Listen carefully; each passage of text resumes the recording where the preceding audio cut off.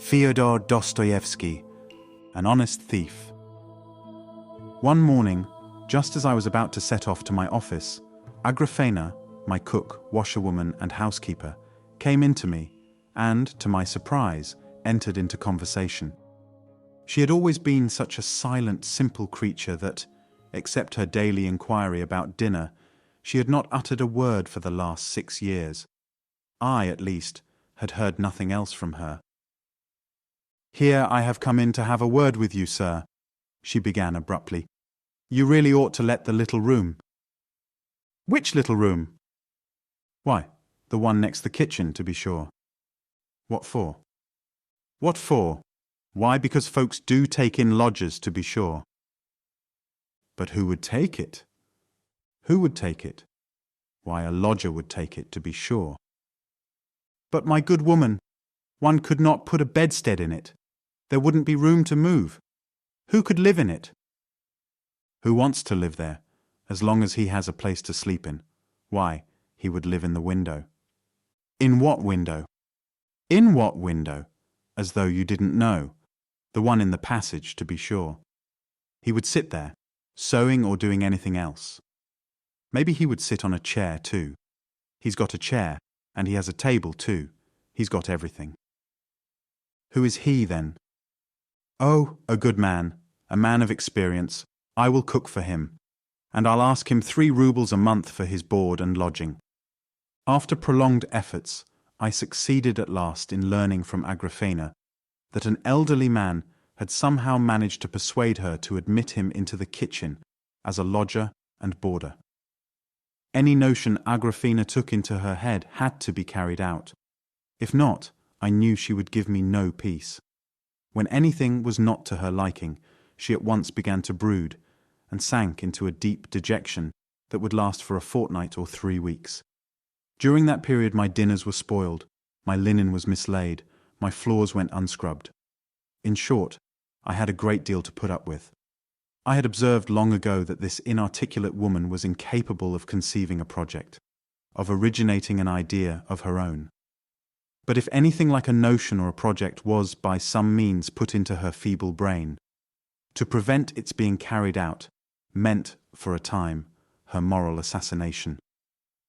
And so, as I cared more for my peace of mind than for anything else, I consented forthwith. "Has he a passport anyway, or something of the sort?" "To be sure he has. He is a good man, a man of experience. 3 rubles he's promised to pay." The very next day the new lodger made his appearance in my modest bachelor quarters, but I was not put out by this. Indeed, I was inwardly pleased. I led as a rule a very lonely hermit's existence. I have scarcely any friends. I hardly ever go anywhere. As I had spent 10 years never coming out of my shell, I had, of course, grown used to solitude.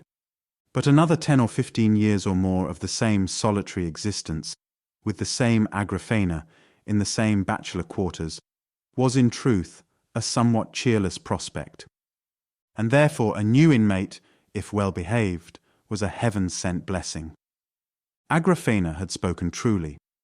My lodger was certainly a man of experience. From his passport it appeared that he was an old soldier, a fact which I should have known indeed from his face. An old soldier is easily recognized. Astafy Ivanovitch was a favorable specimen of his class. We got on very well together. What was best of all, Astafy Ivanovitch would sometimes tell a story, describing some incident in his own life. In the perpetual boredom of my existence, such a storyteller was a veritable treasure. One day he told me one of these stories. It made an impression on me. The following event was what led to it. I was left alone in the flat. Both Astafy and Agrafena were out on business of their own. All of a sudden, I heard from the inner room, somebody, I fancied a stranger, "Come in." I went out. There actually was a stranger in the passage, a short fellow wearing no overcoat in spite of the cold autumn weather. "What do you want?" "Does a clerk called Alexandrov live here?" "Nobody of that name here, brother. Goodbye." "Why, the dvornik told me it was here," said my visitor, cautiously retiring towards the door. Be off. Be off, brother. Get along." Next day after dinner, while Astafy Ivanovitch was fitting on a coat which he was altering for me, again someone came into the passage. I half opened the door. Before my very eyes, my yesterday's visitor, with perfect composure, took my wadded greatcoat from the peg and, stuffing it under his arm, darted out of the flat. Agrafena stood all the time staring at him, agape with astonishment and doing nothing for the protection of my property. Astafy Ivanovitch flew in pursuit of the thief, and 10 minutes later came back out of breath and empty-handed. He had vanished completely. "Well, there's a piece of luck, Astafy Ivanovitch. It's a good job your cloak is left, or he would have put you in a plight, the thief." But the whole incident had so impressed Astafy Ivanovitch that I forgot the theft as I looked at him. He could not get over it. Every minute or two he would drop the work upon which he was engaged, and would describe over again how it had all happened, how he had been standing, how the greatcoat had been taken down before his very eyes, not a yard away, and how it had come to pass that he could not catch the thief. Then he would sit down to his work again, then leave it once more, and at last I saw him go down to the dvornik to tell him all about it, and to upbraid him for letting such a thing happen in his domain. Then he came back and began scolding Agrafena. Then he sat down to his work again, and long afterwards he was still muttering to himself how it had all happened, how he stood there and I was here, how before our eyes, not a yard away, the thief took the coat off the peg, and so on. In short, though Astafy Ivanovitch understood his business, he was a terrible slow coach and busybody. "He's made fools of us, Astafy Ivanovitch," I said to him in the evening as I gave him a glass of tea. I wanted to while away the time by recalling the story of the lost greatcoat, the frequent repetition of which, together with the great earnestness of the speaker, was beginning to become very amusing. "Fools indeed, sir. Even though it is no business of mine, I am put out. It makes me angry, though it is not my coat that was lost. To my thinking, there is no vermin in the world worse than a thief. Another takes what you can spare, but a thief steals the work of your hands, the sweat of your brow, your time. Ugh, it's nasty. One can't speak of it. It's too vexing. How is it you don't feel the loss of your property, sir?" "Yes, you are right, Astafy Ivanovitch. Better if the thing had been burnt. It's annoying to let the thief have it. It's disagreeable." "Disagreeable? I should think so. Yet, to be sure, there are thieves and thieves, and I have happened, sir, to come across an honest thief." "An honest thief? But how can a thief be honest, Astafy Ivanovitch?" "There you are right indeed, sir. How can a thief be honest? There are none such. I only meant to say that he was an honest man, sure enough, and yet he stole. I was simply sorry for him." "Why, how was that, Astafy Ivanovitch?" "It was about 2 years ago, sir. I had been nearly a year out of a place, and just before I lost my place, I made the acquaintance of a poor lost creature. We got acquainted in a public house. He was a drunkard, a vagrant, a beggar. He had been in a situation of some sort, but from his drinking habits he had lost his work. Such a ne'er-do-weel. God only knows what he had on. Often you wouldn't be sure if he'd a shirt under his coat. Everything he could lay his hands upon he would drink away. But he was not one to quarrel. He was a quiet fellow, a soft, good-natured chap. And he'd never ask. He was ashamed. But you could see for yourself the poor fellow wanted a drink, and you would stand it him. And so we got friendly. That's to say, he stuck to me. It was all one to me.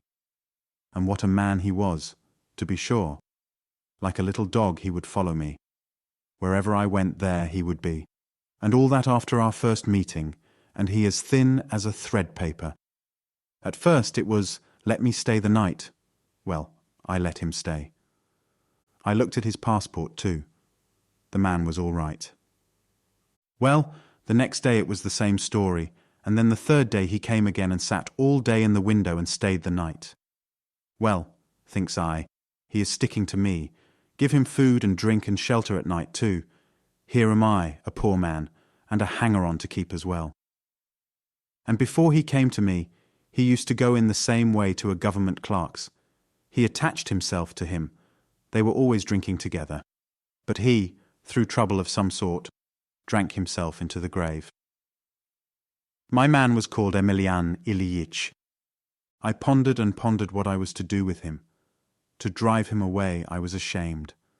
I was sorry for him. Such a pitiful, God-forsaken creature I never did set eyes on. And not a word said either. He does not ask, but just sits there and looks into your eyes like a dog. To think what drinking will bring a man down to. I keep asking myself, how am I to say to him, "You must be moving, Emelianushka. There's nothing for you here. You've come to the wrong place. I shall soon not have a bite for myself. How am I to keep you too?" I sat and wondered what he'd do when I said that to him. And I seemed to see how he'd stare at me. If he were to hear me say that, how long he would sit and not understand a word of it. And when it did get home to him at last, how he would get up from the window, would take up his bundle. I can see it now. The red check handkerchief full of holes, with God knows what wrapped up in it, which he had always with him, and then how he would set his shabby old coat to rights, so that it would look decent and keep him warm, so that no holes would be seen. He was a man of delicate feelings. And how he'd open the door and go out with tears in his eyes. Well, there's no letting a man go to ruin like that. One's sorry for him. And then again I think, how am I off myself? Wait a bit, Emelianushka, says I to myself. You've not long to feast with me. I shall soon be going away, and then you will not find me. Well, sir, our family made a move, and Alexander Filimonovitch, my master, now deceased, God rest his soul, said, "I am thoroughly satisfied with you, Astafy Ivanovitch. When we come back from the country, we will take you on again." I had been butler with them. A nice gentleman he was, but he died that same year. Well, after seeing him off, I took my belongings, what little money I had, and I thought I'd have a rest for a time, so I went to an old woman I knew, and I took a corner in her room. There was only one corner free in it. She had been a nurse, so now she had a pension and a room of her own. Well, now goodbye, Emelianushka, thinks I. You won't find me now, my boy. And what do you think, sir? I had gone out to see a man I knew, and when I came back in the evening, the first thing I saw was Emelianushka. There he was, sitting on my box and his check bundle beside him. He was sitting in his ragged old coat, waiting for me. And to while away the time he had borrowed a church book from the old lady and was holding it wrong side upwards. He'd scented me out. My heart sank. Well, thinks I, there's no help for it. Why didn't I turn him out at first? So I asked him straight off, "Have you brought your passport, Emelianushka?" I sat down on the spot, sir, and began to ponder. Will a vagabond like that be very much trouble to me? And on thinking it over, it seemed he would not be much trouble. He must be fed, I thought. Well, a bit of bread in the morning, and to make it go down better, I'll buy him an onion. At midday, I should have to give him another bit of bread and an onion. And in the evening, onion again with kvass, with some more bread if he wanted it. And if some cabbage soup were to come our way, then we should both have had our fill. I am no great eater myself, and a drinking man, as we all know, never eats. All he wants is herb brandy or green vodka. He'll ruin me with his drinking, I thought, but then another idea came into my head, sir, and took great hold on me. So much so that if Emelianushka had gone away, I should have felt that I had nothing to live for, I do believe. I determined on the spot to be a father and guardian to him. I'll keep him. From ruin, I thought, I'll wean him from the glass. You wait a bit, thought I. Very well, Emelianushka, you may stay, only you must behave yourself. You must obey orders. Well, thinks I to myself, I'll begin by training him to work of some sort, but not all at once. Let him enjoy himself a little first, and I'll look round and find something you are fit for, Emelianushka. For every sort of work a man needs a special ability, you know, sir. And I began to watch him on the quiet. I soon saw Emelianushka was a desperate character. I began, sir, with a word of advice. I said this and that to him. Emelianushka, said I, you ought to take a thought and mend your ways. Have done with drinking. Just look what rags you go about in. That old coat of yours, if I may make bold to say so, is fit for nothing but a sieve. A pretty state of things. It's time to draw the line, sure enough. Emelianushka sat and listened to me, with his head hanging down. Would you believe it, sir? It had come to such a pass with him. He'd lost his tongue through drink and could not speak a word of sense. Talk to him of cucumbers and he'd answer back about beans. He would listen and listen to me, and then heave such a sigh. What are you sighing for, Emelian Ilyich? I asked him. Oh, nothing. Don't you mind me, Astafy Ivanovitch. Do you know there were 2 women fighting in the street today, Astafy Ivanovitch? One upset the other woman's basket of cranberries by accident. Well, what of that? And the second one upset the other's cranberries on purpose, and trampled them underfoot too. Well, and what of it, Emelian Ilyich? Why, nothing, Astafy Ivanovitch. I just mentioned it. Nothing, I just mentioned it. Emelianushka, my boy, I thought, you've squandered and drunk away your brains. And do you know, a gentleman dropped a money note on the pavement in Gorohovy Street. No, it was Sadovy Street. And a peasant saw it and said, that's my luck. And at the same time, another man saw it and said, no, it's my bit of luck. I saw it before you did. Well, Emelian Ilyich? And the fellows had a fight over it, Astafy Ivanovitch. But a policeman came up, took away the note, gave it back to the gentleman, and threatened to take up both the men. Well, but what of that? What is there edifying about it, Emelianushka? Why, nothing, to be sure. Folks laughed, Astafy Ivanovitch. Ah, Emelianushka, what do the folks matter? You've sold your soul for a brass farthing. But do you know what I have to tell you, Emelian Ilyich? What? Astafy Ivanovitch. Take a job of some sort. That's what you must do. For the 100th time I say to you, set to work. Have some mercy on yourself. What could I set to, Astafy Ivanovitch? I don't know what job I could set to, and there is no one who will take me on, Astafy Ivanovitch. That's how you came to be turned off, Emelianushka, you drinking man. And do you know Vlas, the waiter, was sent for to the office today, Astafy Ivanovitch? Why did they send for him, Emelianushka? I asked. I could not say why, Astafy Ivanovitch. I suppose they wanted him there, and that's why they sent for him. Ah, thought I, we are in a bad way, poor Emelianushka. The Lord is chastising us for our sins. Well, sir, what is one to do with such a man?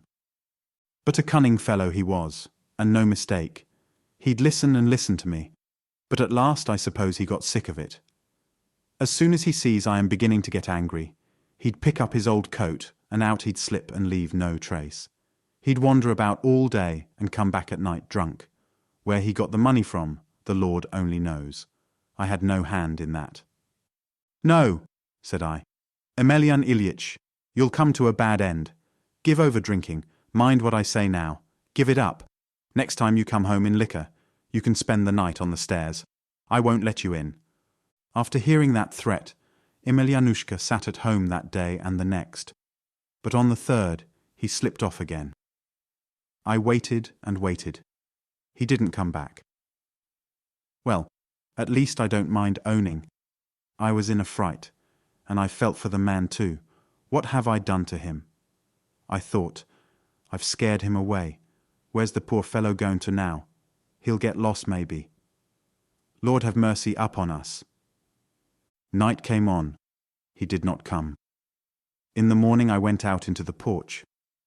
I looked, and if he hadn't gone to sleep in the porch, There he was with his head on the step, and chilled to the marrow of his bones. "What next, Emelianushka? God have mercy on you! Where will you get to next?" "Why, you were sort of angry with me, Astafy Ivanovitch. The other day you were vexed and promised to put me to sleep in the porch, so I didn't, sort of, venture to come in, Astafy Ivanovitch, and so I lay down here. I did feel angry and sorry too. Surely you might undertake some other duty, Emelianushka, instead of lying here guarding the steps," I said. "Why, what other duty, Astafy Ivanovitch?" "You lost soul. I was in such a rage I called him that. If you could but learn tailoring work. Look at your old rag of a coat. It's not enough to have it in tatters. Here you are sweeping the steps with it. You might take a needle and boggle up your rags, as decency demands. Ah, you drunken man. What do you think, sir? He actually did take a needle. Of course I said it in jest, but he was so scared he set to work. He took off his coat and began threading the needle. I watched him. As you may well guess, his eyes were all red and bleary, and his hands were all of a shake. He kept shoving and shoving the thread and could not get it through the eye of the needle. He kept screwing his eyes up and wetting the thread and twisting it in his fingers. It was no good. He gave it up and looked at me. "Well," said I, "this is a nice way to treat me. If there had been folks by to see, I don't know what I should have done. Why, you simple fellow, I said it you in joke, as a reproach. Give over your nonsense, God bless you. Sit quiet, and don't put me to shame. Don't sleep on my stairs, and make a laughing stock of me." "Why, what am I to do, Astafy Ivanovitch? I know very well I am a drunkard and good for nothing. I can do nothing but vex you, my benefactor." And at that, his blue lips began all of a sudden to quiver, and a tear ran down his white cheek and trembled on his stubbly chin, and then poor Emelianushka burst into a regular flood of tears. Mercy on us! I felt as though a knife were thrust into my heart. The sensitive creature! I'd never have expected it. Who could have guessed it? "No, Emelianushka," thought I shall give you up altogether. You can go your way like the rubbish you are. Well, sir, why make a long story of it? And the whole affair is so trifling. It's not worth wasting words upon. Why, you, for instance, sir, would not have given a thought to it. But I would have given a great deal, if I had a great deal to give, that it never should have happened at all. I had a pair of riding breeches by me, sir. Deuce take them, fine. First-rate riding breeches they were too, blue with a check on it. They'd been ordered by a gentleman from the country, but he would not have them after all, said they were not full enough, so they were left on my hands. It struck me they were worth something. At the second-hand dealers I ought to get 5 silver rubles for them, or if not, I could turn them into 2 pairs of trousers for Petersburg gentlemen and have a piece over for a waistcoat for myself. Of course, for poor people like us everything comes in. And it happened just then that Emelianushka was having a sad time of it. There he sat day after day. He did not drink, not a drop passed his lips, but he sat and moped like an owl. It was sad to see him. He just sat and brooded. Well, thought I, either you've not got a copper to spend, my lad, or else you're turning over a new leaf of yourself. You've given it up. You've listened to reason. Well, sir, that's how it was with us. And just then came a holiday. I went to Vespers. When I came home, I found Emelianushka sitting in the window, drunk and rocking to and fro. "Ah, so that's what you've been up to, my lad." And I went to get something out of my chest, and when I looked in, the breeches were not there. I rummaged here and there. They'd vanished. When I'd ransacked everywhere and saw they were not there, something seemed to stab me to the heart. I ran first to the old dame and began accusing her. Of Emelianushka, I'd not the faintest suspicion, though there was cause for it in his sitting there drunk. "No," said the old body. "God be with you, my fine gentleman. What good are riding breeches to me? Am I going to wear such things? Why, a skirt I lost the other day through a fellow of your sort. I know nothing. I can tell you nothing about it, she said. Who has been here? Who has been in? I asked. Why, nobody has been, my good sir, says she. I've been here all the while. Emelyan Ilyitch went out and came back again. There he sits. Ask him. Emelyanushka, said I, have you taken those new riding breeches for anything? You remember the pair I made for that gentleman from the country? No, Astafy Ivanovitch, said he. I've not, touched them. I was in a state. I hunted high and low for them. They were nowhere to be found. And Emelyanushka sits there rocking himself to and fro. I was squatting on my heels facing him and bending over the chest, and all at once I stole a glance at him. Alack, I thought, my heart suddenly grew hot within me, and I felt myself flushing up too. And suddenly Emelyanushka looked at me. No, Astafy Ivanovitch, said he, those riding breeches of yours. Maybe, you are thinking.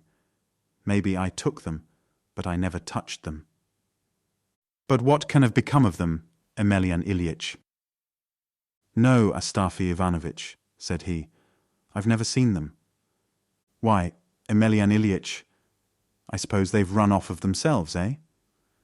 Maybe they have, Astafy Ivanovitch.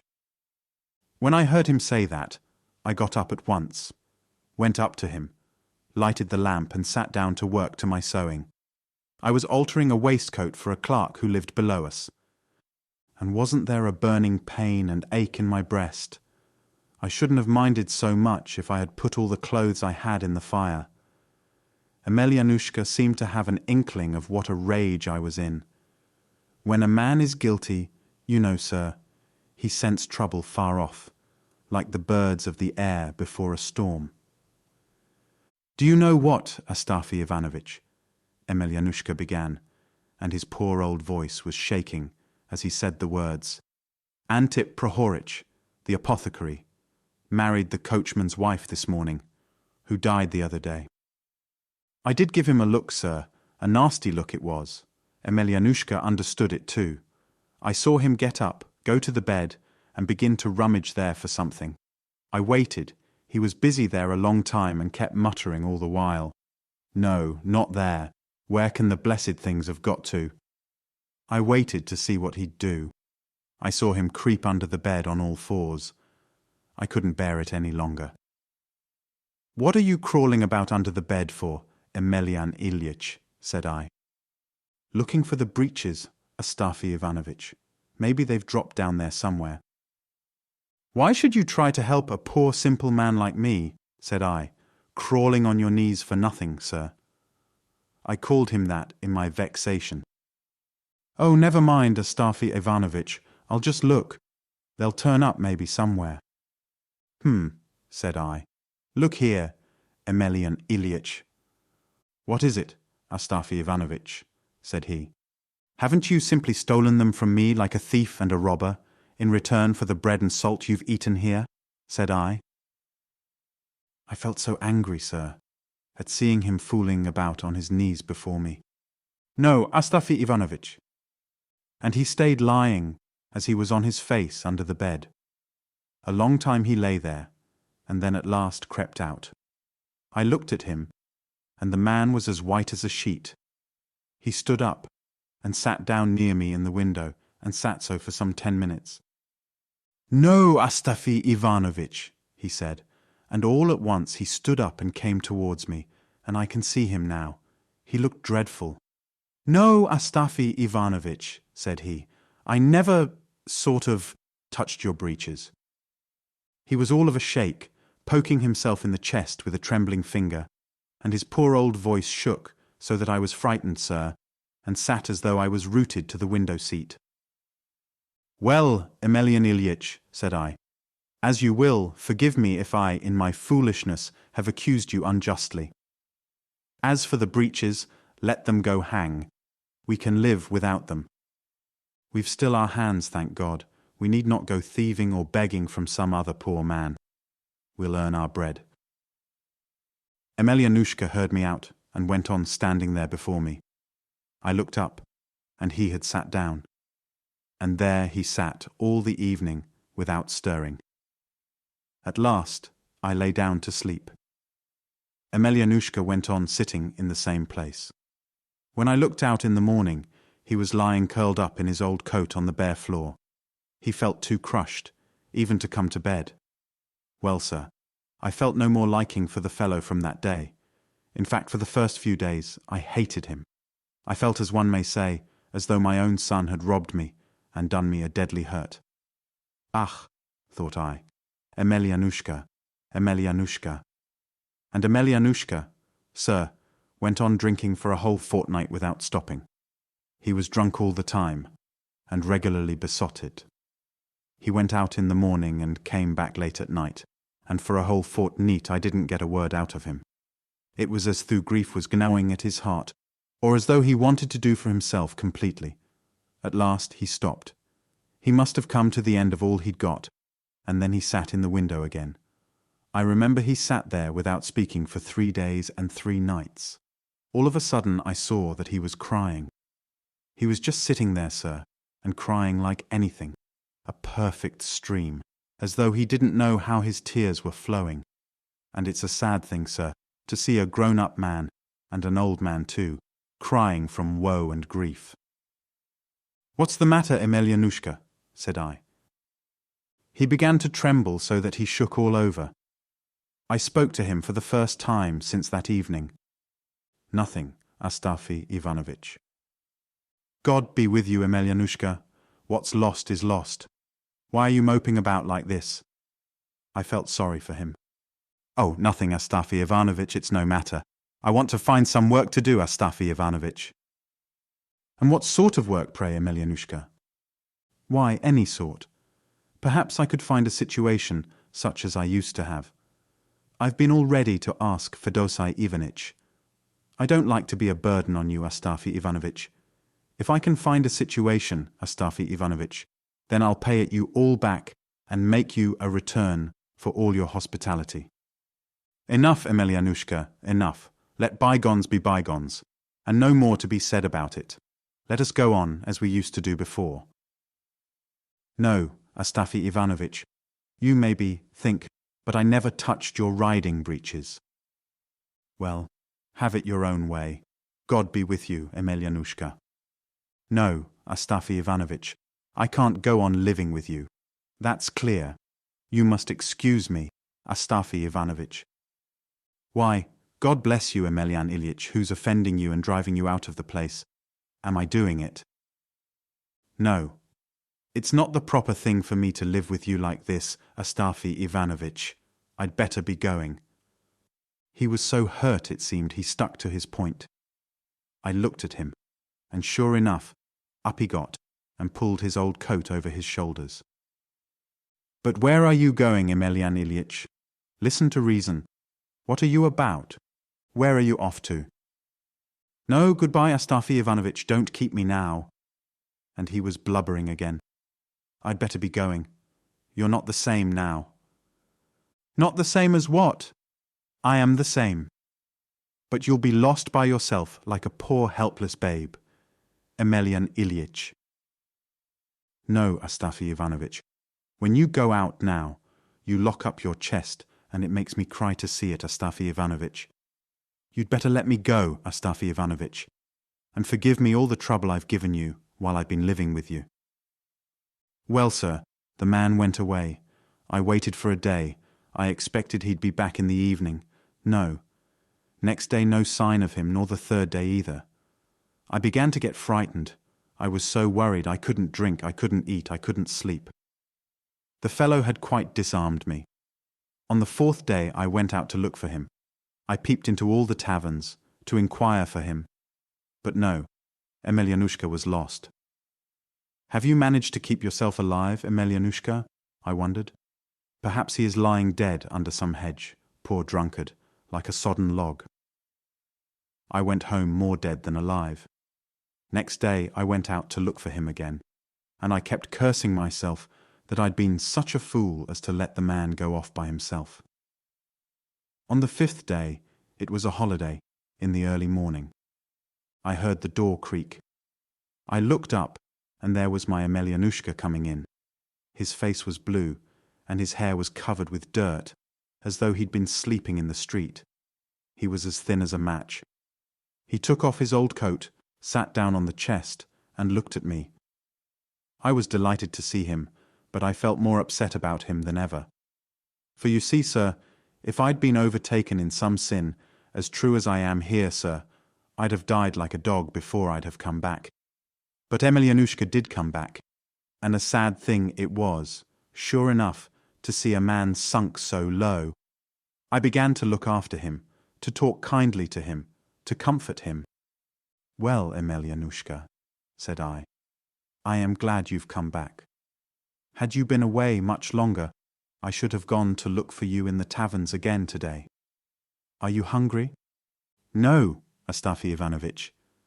"Come now, aren't you really? Here, brother, is some cabbage soup left over from yesterday. There was meat in it. It is good stuff. And here is some bread and onion. Come, eat it. It'll do you no harm." I made him eat it, and I saw at once that the man had not tasted food for maybe 3 days. He was as hungry as a wolf. So it was hunger that had driven him to me. My heart was melted looking at the poor dear. Let me run to the tavern, thought I. I'll get something to ease his heart, and then we'll make an end of it. I've no more anger in my heart against you, Emelianushka. I brought him some vodka. Here, Emelian Ilyich, let us have a drink for the holiday. Like a drink, and it will do you good. He held out his hand, held it out greedily. He was just taking it, and then he stopped himself. But a minute after, I saw him take it and lift it to his mouth, spilling it on his sleeve. But though he got it to his lips, he set it down on the table again. "What is it, Emelianushka?" "Nothing, Astafy Ivanovitch, Won't you drink it?" "Well, Astafy Ivanovitch, I'm not, going to drink any more, Astafy Ivanovitch." "Do you mean you've given it up altogether, Emelianushka, or are you only not going to drink today?" He did not answer. A minute later, I saw him rest his head on his hand. "What's the matter, Emelianushka? Are you ill?" "Why, yes, Astafy Ivanovitch. I don't feel well." I took him and laid him down on the bed. I saw that he really was ill. His head was burning hot, and he was shivering with fever. I sat by him all day. Towards night he was worse. I mixed him some oil and onion and kvass and bread broken up. "Come, eat some of this," said I, "and perhaps you'll be better." He shook his head. "No," said he, "I won't have any dinner today, Astafy Ivanovitch." I made some tea for him. I quite flustered our old woman. He was no better. Well, thinks I, it's a bad lookout.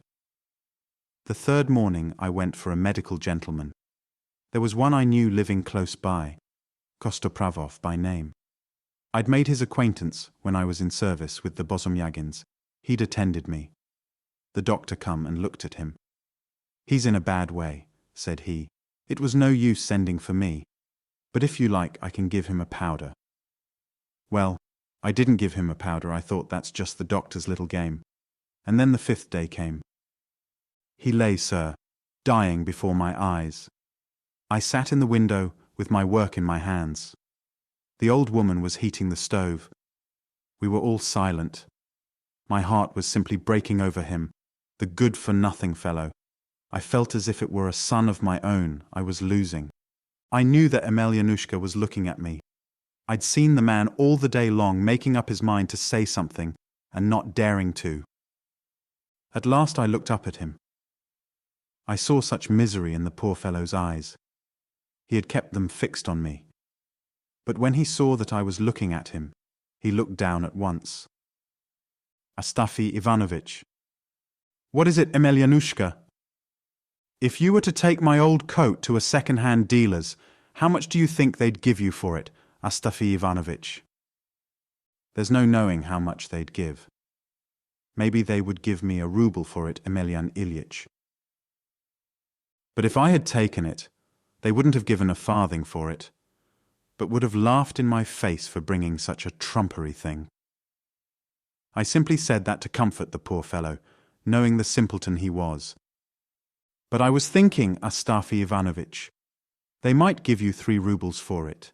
It's made of cloth, Astafy Ivanovitch. How could they only give 1 ruble for a cloth coat?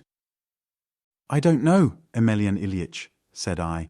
If you are thinking of taking it, you should certainly ask 3 rubles to begin with. Emelianushka was silent for a time, and then he addressed me again. Astafy Ivanovitch. What is it, Emelianushka? I asked. Sell my coat when I die, and don't bury me in it. I can lie as well without it, and it's a thing of some value. It might come in useful. I can't tell you how it made my heart ache to hear him. I saw that the death agony was coming on him. We were silent again for a bit. So, an hour passed by. I looked at him again. He was still staring at me, and when he met my eyes, he looked down again. Do you want some water to drink, Emelian Ilyich? I asked. Give me some, God bless you, Astafy Ivanovitch. I gave him a drink. Thank you, Astafy Ivanovitch, said he. Is there anything else you would like, Emelianushka?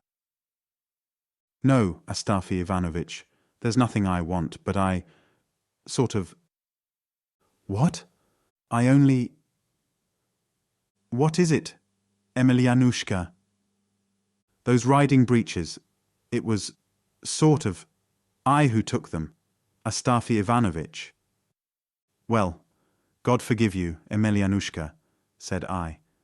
You poor, sorrowful creature, depart in peace. And I was choking myself, sir, and the tears were in my eyes. I turned aside for a moment. Astafy Ivanovitch. I saw Emelianushka wanted to tell me something. He was trying to sit up, trying to speak and mumbling something. He flushed red all over suddenly, looked at me. Then I saw him turn white again, whiter and whiter, and he seemed to sink away all in a minute. His head fell back. He drew one breath and gave up his soul to God.